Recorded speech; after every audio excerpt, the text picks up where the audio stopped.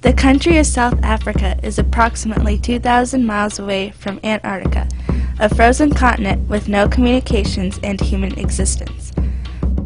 South Africa is approximately 5,500 miles away from Florida, a state filled with communications. And yet, America is almost like Antarctica. We are frozen from all the suffering in the world, especially in South Africa.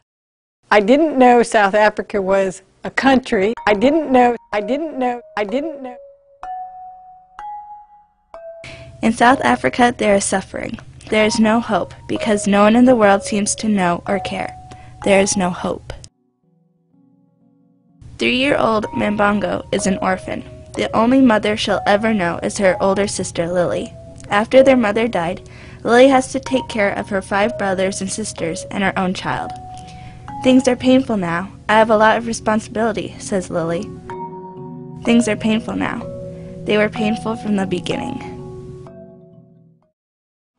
Africans have suffered racially since the beginning of South Africa. 2,000 years ago, there were 2 groups of people, farmers and hunters. South Africa's people were already divided. In 1652, European settlers arrived in hopes to make the coast of South Africa as a supply point to the sailors going to and from the East Indies. By the 1700s, the white settlers occupied most of the good farmland, and soon they moved into drier areas for ranches. Land for the Africans became scarce and malnourished. Life became even more difficult for the Africans with the presuming of Afrikaner nationalism.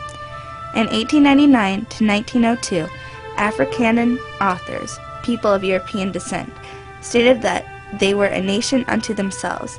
They had a heroic history, a rich culture, and a God-given mission to rule South Africa. In 1912, the Africans founded African National Congress, ANC, in hopes of pursuing equality.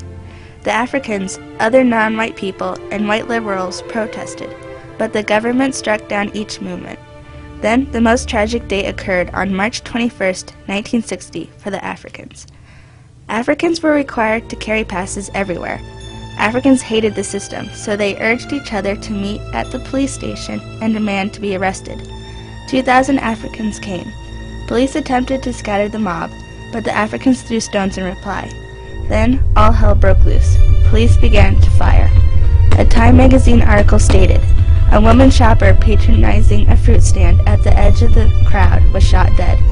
A 10-year-old boy toppled.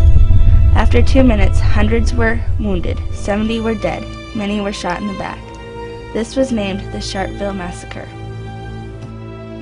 Liberian President William Tubman said, "The Sharpeville Massacre was the vilest, most reckless, and unconscionable action in history."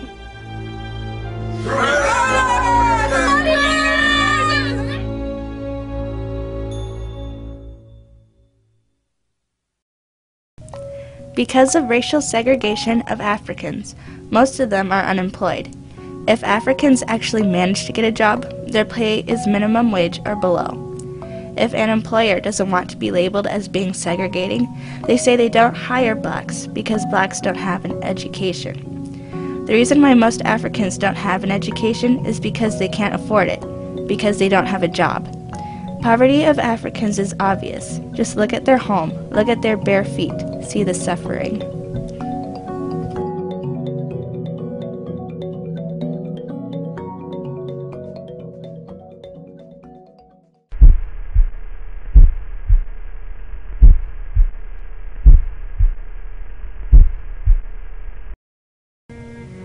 In 1982, the first 2 official AIDS deaths were recorded.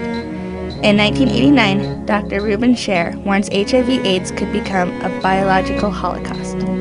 Dr. Reuben Scher was correct. In 2005, in South Africa alone, 591,213 people died from HIV/AIDS, and the number keeps increasing. The cemeteries of South Africa are running out of room. The average life expectancy is decreasing, and hospitals are struggling to cope. But why, may I ask, was South Africa hit the hardest with the HIV/AIDS epidemic? It's because of the poverty, social instability, and lack of government action.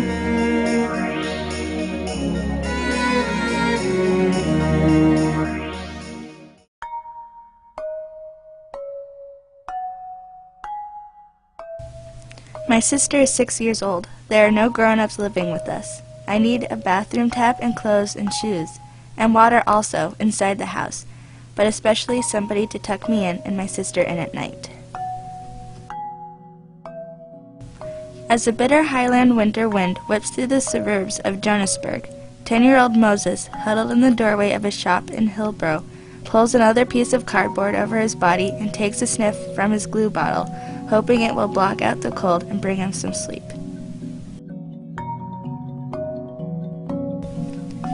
The conflict of South Africa is the disease, poverty, segregation, and HIV/AIDS. It is also the world's lack of knowledge of South Africa's people's suffering. The compromise of South Africa is the African Children Choir.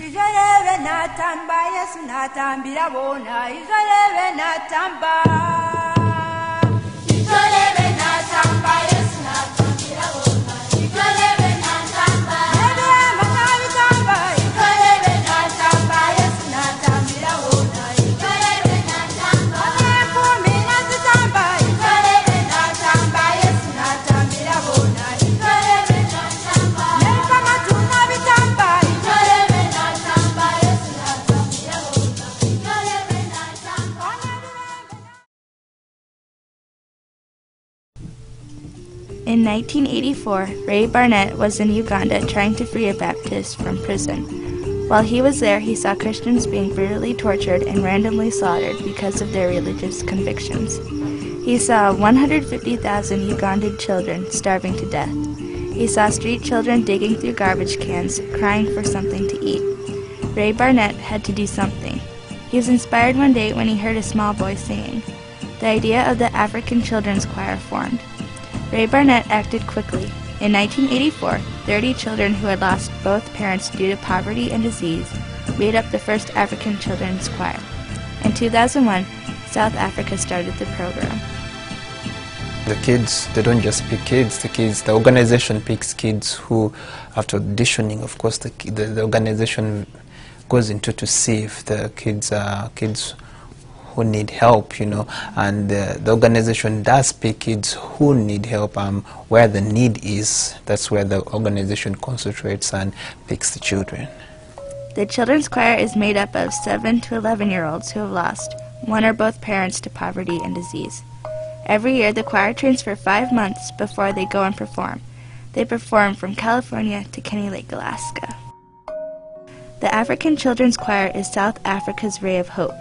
The children are letting the world know, so now the world can care.